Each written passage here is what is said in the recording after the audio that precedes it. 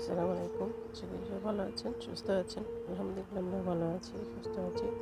এখানে এই যে আমার দুটা হাজারি লাউ কিছুটা বড় হয়েছে, এটা একটা, এটা একটা, দুটাই বড় হয়েছে।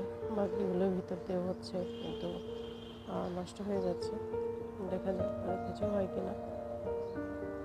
এখানে যে পুঁই শাকগুলো বড় হচ্ছে, আর এখানে যদি দেখাই তাহলে এই যে গাছ থেকে আলু বের হওয়া স্টার্ট করেছে। 90 দিনের মধ্যে আলু গাছ হয়ে যায়।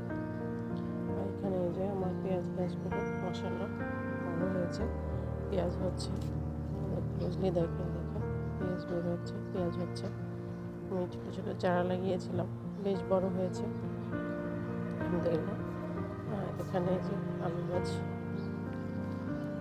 আশা করি বেশ কিছু আলু পাবো। যে এখান থেকে দেখেন এই যে বের হচ্ছে আলু আলহামদুলিল্লাহ। আর এখানে এই যে পুঁই শাকগুলো বড় হচ্ছে, পানি দিয়ে দিলাম আমি আবার। সকালে মালি দিয়ে দারুণ চাঁদা দিয়ে গেছে, আমি আবার দিলাম, কারণ শাকে যত পানি দিবেন তত শাক ভালো হয়।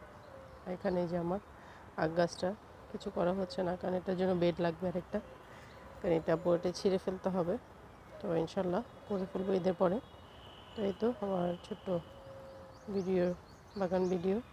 সবাই সুস্থ থাকবেন, ভালো থাকবেন, চ্যানেলের সাথেই থাকবেন। ইনশাল্লাহ নতুন ভিডিও নিয়ে আবার দেখা হবে। আল্লাহ হাফেজ।